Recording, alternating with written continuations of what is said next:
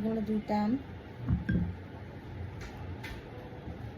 এখন 3টা আম, এটা হচ্ছে আমার 3 নাম্বার আম। আমি একবার বেছে বেছে পাকা 3টা আম নিয়েছি। সব আম দিয়ে আবার মজা লাগবে না, যেগুলো কাঁচা কাঁচা, একটু মানে কাঁচা কাঁচা না, পাকা একটু বেশি শক্ত।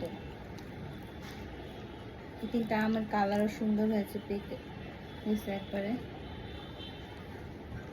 এখন আমি এই যে দুধ আর আম ভাত হচ্ছে মিক্স করবো।